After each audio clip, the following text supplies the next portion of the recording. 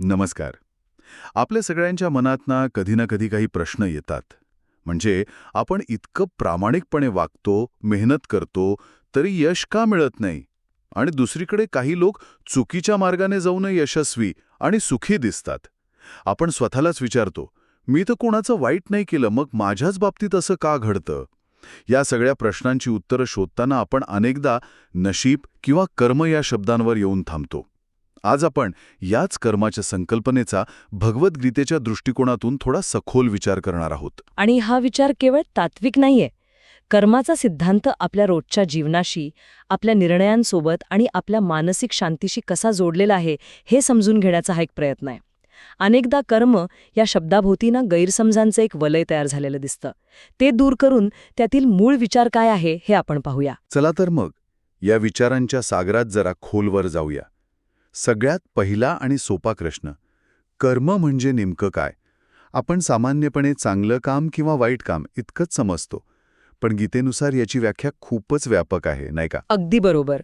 गीतेनुसार कर्म म्हणजे फक्त शारीरिक कृती नाही. आपण जो विचार करतो, जे बोलतो, जो निर्णय घेतो, अगदी आपण श्वास घेतो ना, ती सुद्धा एक क्रिया आहे आणि कर्माचाच भाग आहे. आपलं संपूर्ण अस्तित्वच कर्माने व्यापलेलं आहे. पण गीतेचा खरा भर कर्माच्या कृतीवर नाही, तर ती कृती करण्यामागच्या भूमिकेवर आहे. आणि इथेच तो प्रसिद्ध श्लोक येतो, कर्मण्यवाधिकारस्ते मा फलेषु कदाचन. याचा सरळ अर्थ आपल्याला माहिती आहे की कर्म करण्यावर तुझा अधिकार आहे, फळावर नाही. पण हा विचार आजच्या जगात स्वीकारणं खूप कठीण आहे. जिथे प्रत्येक गोष्टीचा रिटर्न ऑन इन्व्हेस्टमेंट पाहिला जातो, तिथे हे कसं शक्य आहे? तुम्ही खूप महत्वाचा मुद्दा मांडला आहे. हा श्लोक आपल्याला निष्क्रिय किंवा फळाबद्दल उदासीन व्हायला नाही सांगत. याचा एक खूप व्यावहारिक अर्थ आहे, जो आजच्या मानसशास्त्राशी जुळतो. मानसशास्त्रात लोकस ऑफ कंट्रोल नावाची एक संकल्पना आहे. त्यानुसार आपल्या आयुष्यात दोन प्रकारच्या गोष्टी असतात. एक, ज्या आपल्या नियंत्रणात आहेत. आणि दुसऱ्या ज्या आपल्या नियंत्रणाबाहेर आहेत. बरोबर. हा श्लोक आपल्याला सांगतो की आपली सगळी ऊर्जा आणि लक्ष फक्त त्या गोष्टींवर केंद्रित करा ज्या तुमच्या नियंत्रणात आहेत.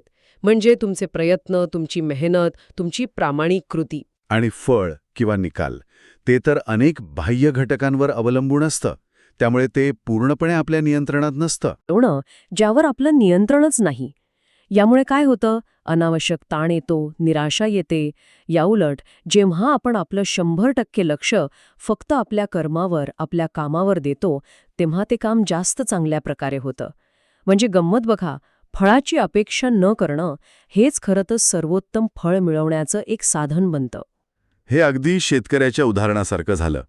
तो बी पेरतो, मशागत करतो, पाणी घालतो, हे सगळं त्याच्या नियंत्रणात आहे. पण पाऊस वेळेवर पडेल की नाही किंवा पिकाला कीड लागेल की नाही यावर त्याचं पूर्ण नियंत्रण नसतं. तरीही तो आपलं काम थांबवत नाही. आणि तो थांबत नाही, कारण त्याचा आपल्या कर्मावर विश्वास असतो. पण समजा एखादा विद्यार्थी परीक्षेसाठी प्रचंड अभ्यास करतो, रात्रंदिवस मेहनत घेतो, पण ऐनवेळी आजारी पडल्यामुळे किंवा पेपर अवघड आल्यामुळे त्याला अपेक्षित गुण मिळत नाहीत. अशावेळी निराश होणं स्वाभाविक आहे. पण गीतेनुसार त्याने केलेल्या प्रामाणिक अभ्यासाचं मूल्य शून्य होत नाही. कदाचित त्या ज्ञानाचा उपयोग त्याला पुढे वेगळ्या ठिकाणी वेगळ्या स्वरूपात होईल. पण केलेलं प्रामाणिक कर्म कधीही वाया जात नाही. त्याचा परिणाम कधी, कुठे आणि कसा दिसेल हे आपल्या मर्यादित बुद्धीच्या पलीकडचं आहे. हे कर्माचं मूळ तत्व समजलं. पण एक प्रश्न येतो मनात. काही वेळा आपण काहीच केलेलं नसतानाही वाईट गोष्टी घडतात. किंवा काही लोकांना जन्मतःच खूप संधी मिळतात, तर काहींच्या वाट्याला फक्त संघर्ष येतो. याचं कारण काय असावं? म्हणजे कर्माचे काही वेगवेगळे प्रकार आहेत का, जे यावर प्रकाश टाकू शकतील? नक्कीच. गीतेच्या तत्वज्ञानानुसार कर्माची प्रक्रिया समजून घेण्यासाठी त्याचे 3 मुख्य प्रकार सांगितले आहेत. आणि यामुळे आपल्या अनेक प्रश्नांची उत्तरे मिळू शकतात. पहिला प्रकार आहे संचित कर्म. संचित म्हणजे साठवलेला. अगदी बरोबर. हे आपल्या अनेक जन्मांतील चांगल्या वाईट कर्मांचं एक विशाल कॉस्मिक अकाउंट आहे असं समजा. कल्पना करा की एका मोठ्या भांडारात आपण आपले सर्व अनुभव, आपल्या सगळ्या कृती जमा करत आहोत. यातील प्रत्येक कर्माचं फळ लगेच मिळत नाही, ते तिथे साठवून राहतं. ठीक आहे, मग दुसरा प्रकार कोणता? दुसरा प्रकार या संचित कर्मातूनच निर्माण होतो. तो आहे प्रारब्ध कर्म. संचित कर्माच्या त्या विशाल साठ्यामधून कर्मांचा जो काही भाग आपल्याला या जन्मात भोगायला किंवा अनुभवायला मिळत आहे, त्याला प्रारब्ध म्हणतात. यालाच आपण सामान्य भाषेत नशीब किंवा डेस्टिनी म्हणतो. आपल्या आयुष्यातील काही गोष्टी, जसं की आपण कोणत्या कुटुंबात जन्मलो किंवा आपल्या आयुष्यात अचानक येणाऱ्या काही मोठ्या संधी किंवा संकट, या प्रारब्धाचा भाग असू शकतात. पण हे ऐकायला थोडं निराशाजनक नाही का? म्हणजे माझ्या आयुष्यातल्या काही मोठ्या अडचणी माझ्या नियंत्रणाबाहेरच्या भूतकाळामुळे आहेत, हे मान्य करणं कठीण आहे. यामुळे माणूस हताश होऊ शकतो की जे काही ठरलेलं आहे तेच होणार असेल तर मग मी आता प्रयत्न करून काय उपयोग? तुमचा प्रश्न अगदी योग्य आहे आणि इथेच कर्माचा सिद्धांत खूप रंजक बनतो. गीता आपल्याला हताश व्हायला नाही सांगत. इथे एक सुंदर रूपक वापरता येईल. समजा प्रारब्ध म्हणजे तुम्हाला पत्ते खेळताना वाटून आलेली पानं. ती पानं कोणती असतील हे तुम्ही ठरवू शकत नाही. ती तुम्हाला वाटून आलेली आहेत. पण ती पानं कशी खेळायची, कोणता पत्ता कधी टाकायचा, हे ठरवण्याचं पूर्ण स्वातंत्र्य तुमच्याकडे आहे. एक चांगला खेळाडू वाईट पानं घेऊनही डाव जिंकू शकतो, तर एक वाईट खेळाडू चांगली पानं असूनही हरू शकतो. वा, म्हणजे परिस्थिती आपल्या हातात नसली तरी त्या परिस्थितीला प्रतिसाद कसा द्यायचा हे पूर्णपणे आपल्या हातात आहे. आणि हा प्रतिसाद म्हणजेच तिसरा प्रकार असावा. अगदी अचूक. हाच तिसरा आणि सर्वात महत्वाचा प्रकार आहे क्रियमाण कर्म. क्रियमाण म्हणजे जे आत्ता केलं जात आहे.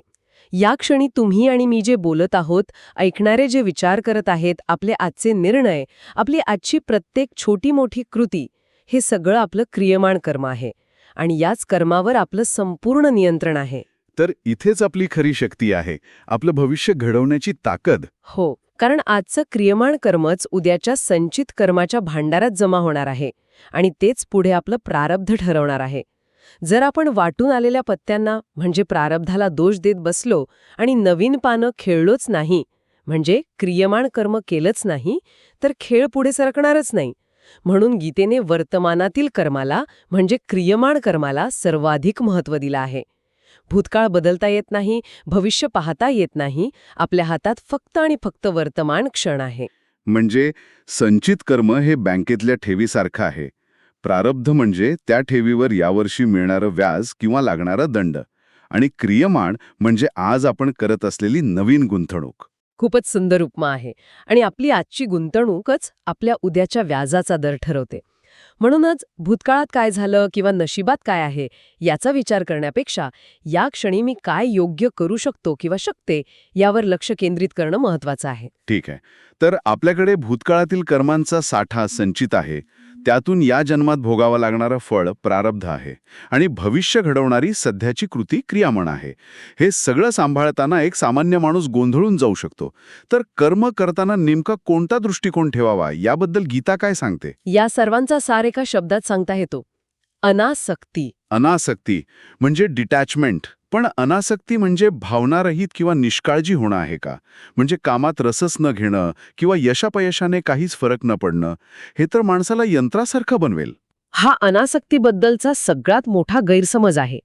अनासक्ती म्हणजे कामाबद्दल किंवा ध्येयाबद्दल उदासीनता नव्हे. उलट अनासक्ती म्हणजे फळाच्या चिंतेतून आणि अहंकाराच्या भावनेतून मुक्त होऊन कामावर 100% लक्ष केंद्रित करणं.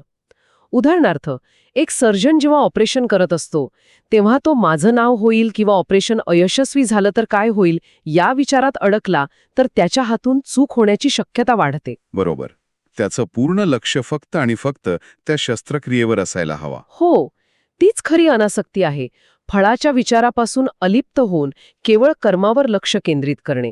यामुळे कामाचा दर्जा सुधारतो, कारण निकालाचा ताण तुमच्या कामगिरीवर परिणाम करत नाही. मानसशास्त्रज्ञ याला फ्लो स्टेट म्हणतात, जिथे तुम्ही कामात इतके घोळून जाता की तुम्हाला काळाचं आणि स्वतःचंही भान राहत नाही. अशा स्थितीत सर्वोत्तम काम होतं. गीता हजारो वर्षांपूर्वी हेच सांगत होती. म्हणजे कर्म हे कर्तव्य म्हणून करायचं आहे, वैयक्तिक लाभासाठी किंवा अहंकाराच्या पूर्ततेसाठी नाही. जेव्हा आपण असं करतो तेव्हा यश मिळालं तरी त्याचा अहंकार चढत नाही आणि अपयश आलं तरी खूप निराशा येत नाही. आपण स्थिर राहतो. अगदी बरोबर. आणि ही स्थिरता म्हणजेच मानसिक शांती. जेव्हा आपण आपलं काम देवाचं काम किंवा निसर्गाप्रती आपलं कर्तव्य म्हणून करतो तेव्हा त्यातून मिळणारा आनंद आणि समाधान हे कोणत्याही भौतिक फळापेक्षा खूप मोठं असतं. याचा अर्थ असा नाही की आपण प्रगती करू नये किंवा ध्येय ठेवू नये. ध्येय नक्कीच ठेवावं, पण त्या ध्येयाकडे जाणारा प्रवास जास्त महत्वाचा मानावा. तर आजच्या या चर्चेतून आपण कर्माच्या सिद्धांताचे अनेक पैलू पाहिले. कर्म म्हणजे केवळ कृती नाही, तर आपले विचार आणि हेतूही आहेत.